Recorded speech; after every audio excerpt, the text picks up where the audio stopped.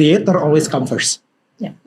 Kreatifnya harus datang pertama karena itu yang menjadi nyawa bisnis kreatif. Itu bisnis yang tidak bisa bertahan kalau lu nggak punya stamina yang kuat. You have to find your soul, you have to find your core creativity apa, and then you have to find your vision seperti apa yang bisa bikin lu juga bertahan gitu.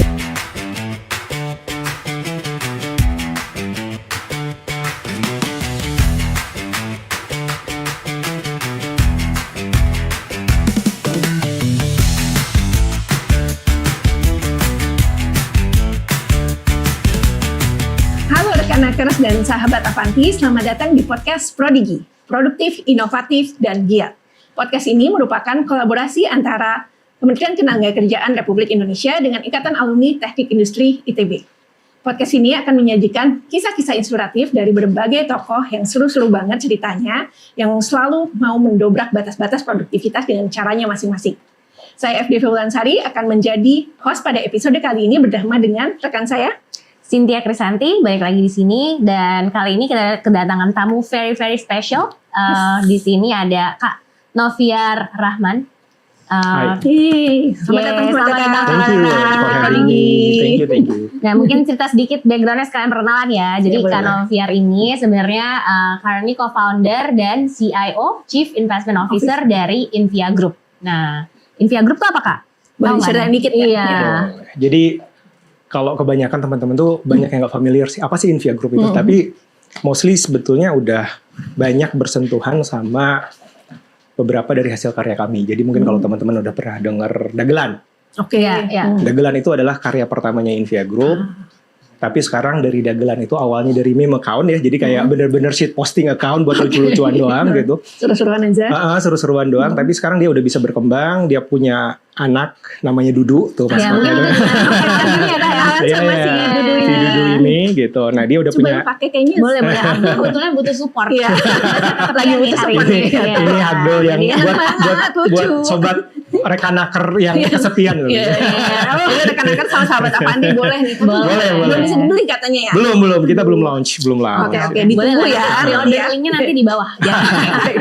Oke. Jadi Dagelan itu punya maskot, kemudian juga kita udah punya banyak bisnis ya. Setelah dari Dagelan itu kita bisa berkembang jadi ada F&B bisnisnya. Terus kita pernah bisa bantu Haus waktu itu uplift salesnya mereka dari yang sebelumnya itu sekitar 200.000 cups per bulan itu naik 50%. Jadi 300.000 cup dengan kekuatan si IP yang kita punya, si Dagelan itu sama si Dudu waktu itu. Jadi mereka kita bantu untuk uplift salesnya selama 6 bulan sekitar 600 ribuan gitu. Terus kita juga punya F&B bisnisnya, ada di Kuningan City, Berubah Hai Dudu.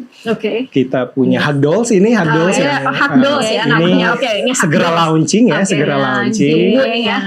si Dudu Hagdolls. Terus kita bahkan punya kolaborasi si Hai Dudu ini, jadi punya kolaborasi internasional sama Tarmac, sama Vertex dari Jepang. Jadi kita bikin diecast collectible cuma 1.000 pieces dan itu rebutan.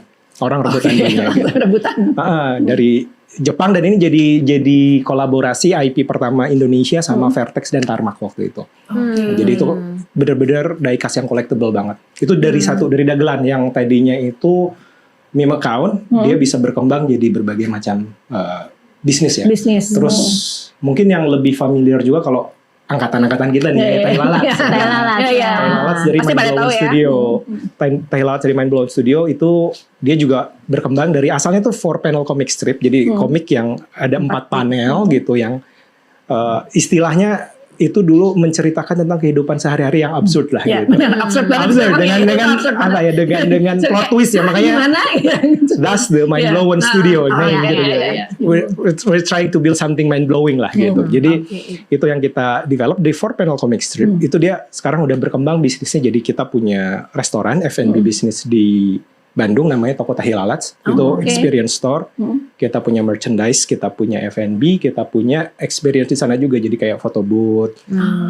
Photo boothnya juga macam-macam. Ada yang dari atas, ada yang dari samping, macam-macam lah gitu. Jadi bisa jadi salah satu tujuan ya di Bandung nih kalau mau jalan-jalan gitu ya. Di Braga. Jadi kalau ke Bandung mampir ke sana, coba lihat experience-nya kayak gimana. Udah rencananya juga kita sekarang lagi ada merchandise store juga di Blok M sama MRT Oke. kerjasama. Lumayan juga hasilnya waktu kita launching itu pertama kalinya satu perusahaan transportasi MRT itu bikin merchandise store, salesnya bisa 40 juta sehari. Wow. Ya karena ditempelin sama tahi lalat. Gitu. Oh, oke. Nah, sekarang stabil udah di 10 jutaan Oke. gitu. Itu Tapi sampingnya. udah oke banget ya maksudnya. Setiap hari, Stabil itu ya, tiap makanya hari. tiap hari loh. Gitu Ya. kan. Jadi itu yang kita bangun, dan tahi lalat sendiri sekarang udah Mind Blown Studio ya, behind tahi lalat. Tahi lalat is one of the IP yang dihasilkan dari Mind Blown Studio. Oke. Nah, Mind Blown Studio sendiri sebetulnya udah punya banyak IP. Nah, salah satunya kita juga punya kerjasama sama JV sama salah satu company di Hong Kong. Oke, Namanya joint venture. Unbox ya. Unbox itu dia produce dan distribute toys, art toys. Dan sekarang kita punya toysnya dari Mind Blown Studio namanya Mr. Nobody's untuk kemudian didistribusiin ke berbagai negara di Indonesia. Kita udah distribute ke Thailand, ke Hong Kong, ke Taipei, ke US, Asia Pacific mainly udah kita masukin lah gitu. Dan Oke. itu asalnya dari satu jenis bentuk 4-panel comic strip. Nah, jadi apa yang kita bangun itu adalah mencoba untuk ngedevelop sesuatu itu tidak terjebak di mediumnya, tapi dia bisa berkembang mana-mana. Dan Ya. itu yang kita istilahkan sebagai IP. IP. Oke. Intellectual property. Sekarang kita punya bentuk yang ternyata lebih sustain secara bisnis. Oke. Kita bangun namanya Cafe Samsara by Melody Alam di Bogor. Oke. Itu nge-revive IP yang tadinya mati, Hmm. sekarang jadi cafe, dan sekarang itu secara pemasukan udah cukup lumayan lah. Kita tahun kemarin itu sekitar 10 miliaran setahun ya dari cafe itu. Jadi dari yang rugi, Ya. Dari yang rugi. sekarang jadi bisa sustain bisnisnya, tapi tetap dengan identitinya sama. Ada musiknya itu kita pakai yang terbaik, sound system terbaik, kita pakai vinyl. Kita ajak investornya juga musician gitu yang memang secara nasional juga udah di recognize gitu. Kemudian juga di situ lokasinya juga di tengah di depan kebun raya Bogor, alamnya masih dapat, di dalamnya juga greeneries gitu. Jadi music dan foodnya terbaik juga gitu. Nah, akhirnya ini bentuknya bagaimana kita bisa merevive IP yang dalam tanda petik sudah mati udah menjadi mati. sesuatu yang kemudian Hidup juga bisa lagi. hidup. Jadi basically ketika bicara Invia itu adalah satu IP house yang kita itu fokusnya meng-create, mendevelop, memanage, dan bahkan merevive IP intellectual property intellectual gitu property ya. dalam berbagai bentuk lah. Dalam berbagai bentuk Be ya. it itu Bukan media, perkara ya, atau ya. Oke. komik, animasi, festival, apapun lah. Sesuatu yang kemudian dia punya sesuatu yang bisa kita kembangkan ke medium lain gitu. Nah, kita juga invest. Jadi kita nggak terus-terusan kita create sendiri karena capek. Capek dan mahal pasti. Ya. Nah, kita juga ada IP yang memang sudah cukup punya potentiality, kita juga invest. Nah, kemudian kita kembangin IP itu sampai jadi sesuatu yang cukup powerful. Dia punya community yang kuat, dia punya fans yang loyal. Nah, once mereka kemudian udah cukup kuat, power IP-nya udah cukup bagus, kita pikirin dia bisa dikembangkan ke dalam bentuk bisnis apa lagi. Oke. Nah, kita penasaran aja sih gimana caranya nih memanage proses kreativitas ini sehingga bisa produktif padahal ada involvement dari internal, eksternal. Gimana sih caranya? Oke. Jadi yang pertama ketika orang bicara industri kreatif itu kebanyakan berpikir bahwa itu sesuatu yang tidak bisa di-manage. Ya. Sesuatu yang Susah ya. chaotic, tidak bisa di-manage, prosesnya itu tidak bisa dibakukan segala macam. Tapi itu sebetulnya sesuatu yang keliru. Oke. Di mana-mana yang namanya ketika kita mencoba meng-create bisnis dan kita naikkan levelnya menjadi industri itu Harus bisa itu harus gitu bisa ya. Harus bisa replicate ada lah. strukturnya ya. Harus ada strukturnya, dan itu yang kemudian yang bisa membuat Invia bisa bertahan dan bahkan bisa tumbuh sampai seperti sekarang ya, karena kita juga mencoba untuk selalu memperbaiki proses secara terus menerus ya. Kita mencoba untuk continuous improvement terus-terusan gitu. Nah, gimana? Yang pertama memang satu yang jelas ketika bicara proses di industri kreatif, menurut saya yang paling penting itu adalah konsep dasar di manajemen, division of labor. Biasa ingat kuliah. Jadi ketika bicara industri kreatif ini yang kemudian orang banyak terjebak sehingga kemudian secara proses menjadi tidak standar segala macam, itu karena secara proses itu kebanyakan itu di handle sama seorang. Gitu. Jadi yang ngurusin bisnis satu, yang ngurusin kreatifnya satu, yang bikin gambarnya satu. Jadi kayak harus bisa semua. Betul. Jadi satu orang bisa semua gitu. Semua. Tapi minimal sebetulnya ini jadi satu formula di Invia. Jadi satu formula di Invia yang paling penting itu adalah mencoba untuk memisahkan antara orang yang memang fokusin ke commercial side sama kreatif. Jadi ketika bicara kreatif itu gitu ya, tidak boleh tercampur. Nah, jadi winning formula kita ketika kita bicara pengembangan si dagelan, Dudu, kemudian Tahi Lalat, Jakarta Sneaker Day, tetap selalu ada yang menjaga nyawa kreatifnya dan dia harus fokus ke situ. Memang berbagi peran ya. Berbagi peran. Kemudian ketika bicara, tapi dia juga harus ngerti bahwa dia create something for the sake, bukan cuma buat creativity-nya doang, tapi juga ini sesuatu yang harus sustain. Theater always come first. Kreatifnya harus datang pertama karena itu yang menjadi nyawa ketika bicara industri kreatif. Karena industri kreatif industri kreatif ya nyawanya di situ gitu. Betul. Satu. Nah, ketika bicara seperti itu ya memang prosesnya itu ada yang harus dibakukan. Jadi ketika bicara industri kreatif, yang pertama yang paling penting adalah yang susah di manage itu adalah membangun mood. Itu yang ya biasanya di excuse biasanya di excuse kalau orang kreatif, aduh gue gak mood, gak bikin segala macam. Padahal itu sesuatu yang sebenarnya bisa dibikin habit. Nah, habit itu adalah keluar dari sesuatu yang dibiasakan, dari satu proses yang dibiasakan selama pembiasaan berulang-ulang gitu. Contoh habitnya gimana tuh Kak? Biasanya soal orang-orang kreatif kan ada ilham nih. Gitu. Yang pertama aja ketika kita invest ke salah satu creator gitu. Kita invest, kita kasih duit, kita lihat ya ini kreatifnya bagus. Jadi kemudian kita juga ada beberapa tools yang kita gunakan sebetulnya ketika kita mau mengakses satu creator itu worth to invest in atau enggak gitu. Nah, ini dia ada beberapa tahap. Nah, tahap-tahapan itu dia udah lolos gitu. Biasanya kalau kita mikirin yang pertama dia udah punya soul-nya, yang kedua dia punya vision. Nah, dua itu yang paling penting.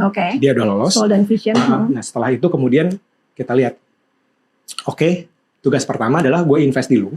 Tugas pertama lu bangun pagi deh. Gitu. Nah, itu sebetulnya susah betul. Paginya apa? Iya, rutin pagi ya bangun gitu. Kemudian dia dibiasakan untuk kemudian bekerja itu ada ritmenya gitu. Ada ritmenya, dibiasakan seperti itu. Kemudian pada saat itu ya mulailah dia bisa bekerja secara konsisten. Kemudian juga dari sisi itu juga kita coba petakan sebetulnya yang paling oke itu seperti apa sih prosesnya, dari mencari idenya seperti apa, berapa persen waktu yang dibutuhkan untuk itu. Kemudian kita encourage dia untuk selalu belajar, selalu benchmarking segala macam gitu. Jadi itu yang kemudian kita coba bakukan. Nah, terus ini nih, kalau untuk dari segi prosesnya gitu, ini kan ada proses kreatif. Nah, tapi di sisi lain kan pengen sustain, terus juga ada komersialisasinya gitu. Nah, ini gimana balancing antara si mungkin idealisme dari kreativitas ini dengan mungkin tuntutan dari klien atau sisi komersilnya? Ada yang menarik nggak? Ya. Jadi kalau di kami di Invia itu memang satu tadi yang pertama kita sudah sempat bahas, itu harus jelas dulu orang yang ngurus komersil itu harus beda ngerti kreatif. Sama-sama ngerti. Sama-sama ngerti. Fokus masing-masing. Betul. Dan yang orang komersil itu juga harus tahu dia batasan-batasan yang ditetapkan oleh si creator itu seperti apa. Kayak hardlines-nya apa nih gitu yang nggak bisa dinegosiable gitu ya. Jadi itu yang kemudian menjadi guidelines itu yang dan itu sesuatu yang kita terus bahas. Jadi kita terus lakukan semacam regroup terus-terusan untuk kemudian renew pemahaman masing-masing dan menyamakan kembali persepsi tentang si IP-nya itu seperti apa gitu. Ada contohnya? Dalam konteks kayak gitu, dulu kita udah punya beberapa ground rules untuk tiap-tiap IP. Ada IP yang memang dia ini tidak boleh kelihatan dia itu punya afiliasi tertentu, politik. Even ada satu IP yang dia tuh nggak boleh kelihatan dia merayakan hari besar agama tertentu karena dia pengen terlihat sebagai sesuatu yang netral. Siapapun bisa relate sama dia. Tapi kemudian kan ada klien yang memang butuh itu. Nah, itu tapi tetap itu tidak kita cross karena itu sesuatu yang memang dia jaga dengan baik. Nah, itu kemudian ya kita tidak cross tapi ya kita cari bentuk komprominya yang paling memungkinkan seperti apa. Angle-nya seperti apa. Nah, jadi balik lagi ketika bicara tentang bagaimana kita bisa menyeimbangkan komersil dengan idealisme dari kreatif personnya gitu ya, memang satu pemahamannya harus sama dulu. Jadi pun ketika si orang komersilnya itu ketemu sama klien, dia udah tahu Oke. Mana yang bisa dia terima, Iya. mana yang Mana kemudian yang dia masih bisa absorb, iya. kemudian dibalikin dulu ke Didiskusin creator dulu, untuk didiskusikan, mana yang Mana kemudian dia bisa ini udah langsung tolak. nggak mungkin gitu. gitu. Ini udah nggak mungkin deh Nah, gitu. Oke. Itu mereka harus punya satu pemahaman yang Oke. sama gitu. Oke, Jadi that's karena interesting. kalau nggak kayak gitu ya pasti berantem terus gitu. Iya, Nah, makanya. akhirnya ini jadi satu bentuk yang komunikasi ini Oke, menjadi cukup penting di Iya, kita pasti gitu. jadi kunci banget itu Jadi ya. kunci Oke. gitu. Jadi memang ya kita mencoba untuk membangun satu komunikasi yang cair, yang efektif Oke. di internal kita. Pasti masih banyak ruang improvement. Apalagi kita sekarang mungkin 80% pegawai kita Gen Z sekarang gitu. Jadi something kreatif-kreatif challenging ya, ya gitu. iya, betul. Tapi ya ini kita perlu bentuk komunikasi yang masih tetap cair gitu. Tapi kemudian juga masih bisa secara efektif mencapai tujuan dari organisasi itu sendiri gitu. Itu yang kemudian jadi cukup penting juga gitu. Nah, tadi Kak Noviar juga sempat mention ternyata di timnya tuh banyak banget Gen Z. Nah, kayaknya sih penonton kita juga banyak yang Iya, pengen Gen Z ya. Gen Z nih ya. Nah, jadi mungkin ini inspirasi banget nih buat kalian. Nah, pertanyaan aku berikutnya adalah yang aku tahu nih ya, Gen Z sekarang nih ide-ide apa atau visi misinya tuh banyaknya pengen jadi kreator atau influencer. Nah, tapi kan sebenarnya tadi Kak Noviar share ya. Jadi kayak sebagai kreator tuh tidak hanya berfokus terhadap meng-create sesuatu yang baru, tapi gimana cara mengembangkan kreasi tersebut menjadi sebuah IP yang akhirnya bisa menjadi bisnis yang berkembang gitu. Nah, itu Kak Noviar ada tips and tricks nggak sih supaya Gen Z atau talenta muda kita lah, penonton kita ini bisa gimana ya, successful seperti Invia Group ini. Jadi creative business itu satu bisnis yang dari pengalaman kami itu yang butuh stamina. Oke. Endurance-nya harus luar biasa. Ya. Jadi ya kalau misalnya kamu punya daya tahan yang rendah itu nggak akan berhasil. Nggak bisa. Nggak Gimana? Ini bisa. kan tapi salah satunya Gen Z katanya. Ya, tapi itu kan bisa di manage. Nah, itu gimana nurture-nya nih? Kita bicara dengan tadi ya prosesnya kita harus perbaiki gimana kemudian dia bisa bertahan dan Bisa, improve iya. terus gitu, dan kemudian juga bisa membuat dia juga nggak burn out segala macam. Itu juga satu hal yang menjadi penting gitu. Jadi balik lagi tadi ketika kita pun mencoba untuk invest di satu creator gitu. Dua ingredient yang paling penting yang kita lihat dari creator itu, satu soul-nya. Dia punya sesuatu yang beda, dia punya sesuatu yang kemudian secara identity itu bisa dibedakan. Nah, ini karyanya dia nih. Dengar suaranya langsung ini karyanya dia. Gitu ya. Dia Nggak harus bagus yang gimana, tapi Betul. unik gitu ya. Dia harus punya ciri sesuatu khas. yang ciri khas itu tadi gitu. Dia punya sesuatu yang bisa menjadi ciri khasnya, yang dia bisa stand out dibandingkan sama yang lain, itu satu gitu. Artinya dia nggak cuma bikin sesuatu yang semua orang juga bisa melakukannya. Bagus sih Itu bagus, satu. tapi nggak ada ciri khas gitu. Jadi diferensiasi, something really important in term of content gitu. Jadi kita harus punya sesuatu yang diferensiatif gitu, kemudian niche gitu. Itu jadi penting karena ini bikin kita lebih mudah di-recognize. Yang kedua di kita itu ketika bicara invest di satu IP, yang paling kita lihat itu adalah soul-nya. Vision. Visi ya tadi. Jadi soul kemudian visi. vision. Ya. Dia punya cita-cita jadi apa sih?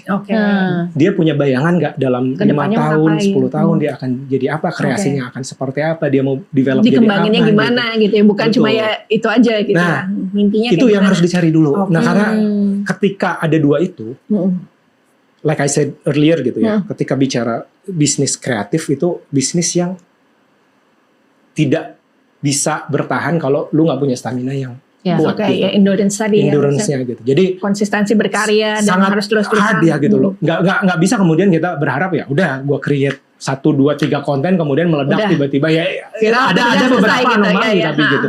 Bukan sesuatu yang normal di industri kita. Starting point dari situ, you have to find your soul, you have to find your core creativity apa, and then you have to find your vision seperti apa yang bisa bikin lu juga bertahan gitu. Karena itu ya dari susah dihujat segala macam itu udah biasa. Udah makanan sehari-hari lah ya. Ini Harus siap gitu. Kita bikin karya kita tuh di publik kan. Jadi harus siap dengan omongan netizen kemudian gitu.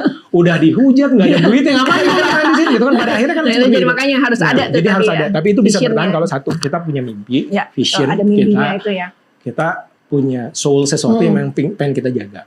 Tapi yang kemudian yang ketiga, ketika sudah berhasil itu tetap harus menyisakan ruang untuk flexibility. Gimana cara supaya tapi orang juga tetap reflektif terhadap perkembangan zaman, tidak semata-mata maju terus karena saya punya visi dan mimpi ini gitu. Tadi Apa harus tanda-tandanya gitu. Balik balik lagi ya, ketika kita bicara tentang vision, itu kan ketika bicara visi itu kita harus bisa turunin visi itu menjadi strategic objektifnya seperti apa, tujuan strategisnya seperti apa. Yang kemudian nanti akan memunculkan milestone-nya seperti apa. Nah ini yang ketika bicara tentang si industri, termasuk ke kreatif industri, kita harus bisa menerjemahkan itu semua gitu. Mungkin awalnya orang ya creator dia pokoknya tahu visinya dia akan seperti ini. Tapi kemudian dia juga clueless gimana kemudian memecah visi tersebut jadi tujuan strategis seperti apa, kemudian dari tujuan strategis itu dia harus ngelakuin apa aja gitu. Gimana nih untuk menuju itu ya, itu nggak semua orang bisa. Nggak bisa, nggak semua orang bisa. Nah, sebetulnya itu fungsi Invia di situ salah satunya untuk membantu si creator untuk itu. Mencoba untuk dari lesson learn-nya kita, oh ini kalau lu mimpinya kayak gini, lu tahapannya harus seperti ini. Balik lagi ke proses tadi, prosesnya harus seperti ini gitu. Nah ini yang kemudian jadi hal yang menurut kita juga harus dipelajari juga gitu. Nah, gimana cara Invia untuk tadi mencoba merangkul atau menyemangati nih kreator-kreator supaya nggak burn out, supaya tetap bisa lebih produktif lagi. Dan tadi kan misalnya, oke, satu bangun pagi dulu deh nih, biar lebih semangat misalnya. Atau apa lagi? Ada lagi nggak yang bisa dilakukan? Kalau di Invia culture-nya satu, kita selalu mencoba untuk mencari referensi sebanyak-banyaknya gitu. Jadi itu sangat berguna untuk menghindari burnout ya. Jadi ketika kita burnout itu kebanyakan kan memang larinya ke jadi ada writer's block lah gitu. Jadi ketika sebagai karya udah mentok kreatifnya ngapain gitu, lagi ya gitu. Nah itu yang kita encourage itu ya memang nggak balik lagi gitu. Ya kita selalu sediakan add some flexibility gitu. Jadi yang kita lakukan biasanya mengencourage mereka untuk juga keluar gitu. Pergi keluar. Gimana tuh? Yang misalnya diminta apakah baca buku, jalan-jalan, kemana gitu? Ada ininya nggak? Seruan-seruannya apa sih yang di Invia? Macam-macam. Ada yang kita suruh pergi ke expo di luar negeri gitu, di Hong Kong gitu segala macam. Kemudian juga kita coba dia untuk ngelihat konten-konten lain yang kemudian juga bisa menginspirasinya dia gitu. Itu satu. Ya kemudian juga yang ketiga ya ngobrol sebetulnya. Ngobrol sama komunitas, ngobrol sama orang yang mentornya gitu. Jadi ini juga jadi satu hal yang bisa menghindarkan orang dari burnout juga. Dan kita mencoba untuk memfasilitasi itu. Jadi even sekarang itu kita punya satu movement namanya IP Club. IP Club itu pro bononya Invia untuk mendevelop. Jadi kita melihat bahwa si IP ini adalah sesuatu yang sebetulnya secara potensi cukup besar. And this is the future of Indonesian economy, I think gitu. Karena ya ketika bicara economics of scale, economics of scope, industri manufaktur for example gitu, itu kita udah sangat ketinggalan dan susah mungkin untuk ngejar untuk saat ini. Tapi ketika bicara IP, kita banyak ide-ide kreatif yang sebetulnya cukup potensial untuk kita bisa bawa ke level dunia. Scalability-nya lebih mungkin dicapai gitu ya dulu. Dan ini kita sudah bisa buktikan kan, kemudian kita bisa collab sama IP international gitu. Nah kita ngelihat bahwa si IP ini satu future industry di Indonesia yang belum tersentuh. Nah akhirnya kita bikin satu IP club, itu movement pro bono. Kita kumpulin orang-orang yang memang tertarik untuk ini apa di IG komunitas atau apa gitu, kayak gimana di offline-nya kita bikin, di IG kita bikin, ada grup WhatsApp segala macam juga kita bikin. Jadi ini satu club, satu community yang ngumpulin orang-orang untuk creator, untuk siapa, investor, untuk brand, apapun yang memang mereka pengen belajar tentang IP itu. Gitu. Nah kita dari network kita bukan cuma Invia aja, kita kemudian nyumbang di situ. Nyumbang di situ dalam arti gimana? Mungkin ada rekan-rekan sama sahabat teman pengen tahu pasti. Coba cari IP Club atau IP Meetup. Itu bisa di mana di Instagram di Instagram. Itu kemudian ya follow aja, lihat aja. Nanti lihat aja info-infonya gitu ya. Nah itu biasanya kebanyakan gratis. Aja gratis. Kebanyakan gratis. Nggak perlu daftar-daftar dulu atau apa. Nggak perlu. Jadi ketika kemarin misalnya pas Jumbo lagi rame nih, itu kita ngundang produsernya Jumbo. CEO kita juga datang. Ngobrol. Karena kita juga kan punya satu investment arm kita di movie industry juga. Aku punya Navaros. Nah saya juga salah satu co-founder dari Navaros juga gitu. Nah, di industri film kemudian kita coba gali di situ gimana sih creating IP di movie gitu. Nah, itu jadi IP Club ini kita kembangin, kita coba develop satu komunitas buat orang supaya semua makin banyak kreator Indonesia dan maju industri kreatifnya ya. Dan menghindari burnout tadi gitu ketika aduh gua mentok banyak teman ngobrol kita bisa ngobrol. Ya cari referensi juga gampang segala macam. Kemudian juga orang bisa belajar dari kegagalan kita segala macam, bisa learning juga. Kita Jadi sekarang nggak belajar dari nol lagi ya, tapi belajar dari satu sama lain. Jadi develop ininya juga, develop kurikulumnya, how to do it. Nah ini kita sekarang lagi ngembangin itu, ngembangin kurikulumnya segala macam. Justru ini si IP Club ini harapannya bisa menjadi mesin benar-benar gimana caranya kita bisa punya satu industri yang benar-benar bisa bantu kita menguasai. Jadi tulang punggungnya ekonomi Indonesia gitu ya. Betul. Tadi Kak Noviar juga sempat mention kalau punya kurikulum yang lagi dikembangkan kan ya. Itu kapan sih Kak keluarnya? On the way. Ditunggu aja ya. Tunggunya kalau benar tadi IP Club itu IP ya. Club, IP Club. di search aja ya. Kita search ya harusnya. Nah cuman yang kita penasaran banget nih sebenarnya pengen kita tungguin dari kurikulum. Kan kita tahu nih Thai Lalat sebenarnya udah collab sama brand-brand global seperti Shinchan, One Piece. Terus Sun nanti mungkin bisa di-reveal juga nih. Dulu bakal sama siapa nih? Itu gimana sih caranya dari sebuah IP lokal hingga akhirnya satu bisa direcognize secara global, tapi nggak kehilangan identitasnya sehingga bisa on par dengan brand yang terkenal di luar gitu. Ya, jadi justru itu kekuatan kita itu di punya identitinya. That's the power of IP kan sebetulnya itu kan sebetulnya ketika kita punya satu hal yang membuat kita itu recognizable. Ya kalau kita ngikut-ngikutin luar ya nggak akan dilirik juga sama Shinchan, nggak sama ada One ininya, Piece, nggak ada kekhasannya gitu. Betul. Ya. Nah jadi yang menjadi penting itu adalah satu tadi balik lagi membangun soul-nya, core creativity-nya seperti apa itu yang kemudian menjadi cukup penting untuk kita pertahankan gitu. Nextnya udah boleh di-spill belum nih Kak? Ya ada nggak sama siapa ada nih? spill Atau tunggu hint aja. Ada salah satu IP yang cukup besar di Jepang, tapi nanti akan kita bikin cibi-cibi lucu-lucu. Baiklah, kita tunggu ya rekan-rekan sahabat Avanti, kita tunggu nih karya-karya berikutnya dari Intia. Nah tadi kita udah seru banget, sayangnya waktunya memang terbatas nih ya, nanti mungkin kita bisa lanjutin ngobrol berikutnya, tapi mungkin ini ada pesan nggak dari VR gitu ya buat teman-teman kreator muda gitu yang Gen Z gitu, gimana supaya mereka bisa ini tadi punya keunikan, punya soul, punya visi, apa sih yang harus mereka lakukan gitu? Ya, especially mungkin settingnya juga kita di era AI ya. Kita setiap hari dapat gempuran nih social media post, oh ternyata AI bisa mendevelop kreatif IP sendiri gitu. Untuk kreator, untuk desainer gitu kan pasti jadi ini ya challenge, tapi juga threat juga gitu. Ya. Jadi satu, kalau saya balik lagi ke cari core creativity-nya, cari soul-nya apa, itu jadi sesuatu yang kemudian mesti dipertahankan, meskipun kita harus add flexibility tadi gitu. Yang kedua, cari referensi sebanyak-banyaknya, belajar terus-terusan untuk menghindari burnout itu, gaul sebanyak-banyaknya, go to event, go to conference, tanya-tanya orang, cari mentor segala macam, itu jadi sesuatu yang necessary. Yang kedua, selain itu, kita juga punya teman AI. Nah itu yang kita manfaatin. Dimanfaatin juga ya, jadi teman juga ya, jangan bersaing gitu ya, jangan bersaing.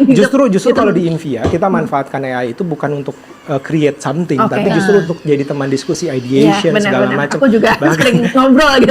Kalau lagi burnout pun ya udah curhat aja gitu. Itu biasanya akan berteman nggak apa-apa. Betul, berteman dengan AI. Tapi memang jangan sampai kemudian kita ya ada masalah etika ya ketika kita create something itu, karena kita dalam tanda petik mengambil karya orang yang dikumpulkan secara anonimus gitu, kemudian dijadikan knowledge sama AI-nya itu. Ya makanya kalau kita sih lebih menggunakan itu sebagai counterpart untuk kita discuss. Dan itu menjadi satu proses yang sangat penting ketika bicara tentang proses kreatif ya. Karena kita bisa bicara tentang finding ideas, dan itu sesuatu yang bisa kita lakukan juga. Yang ketiga, selain bergaul, selain ya itu bergaul termasuk sama AI juga gitu. Cari referensi sebanyak-banyaknya, gaul sama AI. Ya memang harus punya persisten. Ya persistensi itu ya memang karena ini bukan industri yang mudah, bukan industri yang bisa meledak langsung. Itu anomali mungkin aja. Ada anomali ya, kayaknya orang tergiur gitu. Ini banyak banget yang cepat viral. Benar, tapi itu satu dari berapa juta sih gitu. Betul. Itu yang kemudian membuat kita juga harus tahu bahwa ya persistensi itu ya dibangun atas dasar tadi kita punya mimpi, dan mimpi itu yang kemudian harus kita gali, itu yang harus kita pertahankan, harus kita pegang supaya kemudian nanti itu bisa kita capai. Tapi balik lagi, mencapai mimpi itu juga harus punya satu milestone yang jelas. Sehingga jangan sampai kita mengejar mimpi nggak ada milestone, metriknya nggak jelas, ya terus-terusan akhirnya nggak nyampe-nyampe gitu. Karena nggak ada kejelasan. Jadi metrik itu menjadi penting, maka kemudian ya coba rencanakan semuanya, bikin semuanya itu jadi satu proses yang bisa kita evaluate terus-terusan gitu. Jadi metriknya itu bisa banyak. Ya, nanti kita ngobrol lah kalau waktu di IP Meetup di mana-mana kita bisa ngobrol. Ikutan IP Club aja gitu ya, sama sahabat Avanti, sama tadi ya berarti pesannya ada 3. temenan cari referensi sebanyak-banyaknya, tapi habis itu juga temenan sama AI. Terus tadi ketiga terakhir adalah persistensi. Jadi sama yang pertama cari soul-nya. Ya, cari soul-nya. Ya, tadi yang dua itu yang harus ada ya, soul sama vision-nya tadi gitu ya. Oke. Thank you banget Fiar untuk ngobrol-ngobrolnya. Mudah-mudahan next time kita bisa ngobrol-ngobrol lagi lebih panjang gitu ya. Kayaknya masih banyak sekali yang bisa digali gitu ya. Nanti jangan lupa ini apa? Pre-order kalau misalnya udah ada. Nanti bentar lagi udah mau di-launching. Ini jadi kayak gemes soalnya. Oke. Kita tunggu produk-produk berikutnya dari Invia. Terus teman-teman juga nanti rekan-nakers dan juga sahabat Avanti bisa banget tadi search IP Club dan join di situ untuk kreator maupun investor ataupun yang lainnya. Ya, tapi jangan lupa yang terakhir karena ini seru banget, jangan lupa follow, komen dan juga subscribe to channel kita di Instagram dan di YouTube-nya Kemenaker dan juga IATI-ITB. Terima kasih semuanya. Salam Avanti. Salam Avanti. Bye. Salam Avanti. Bye-bye. Thank you. Bye-bye. Terima kasih.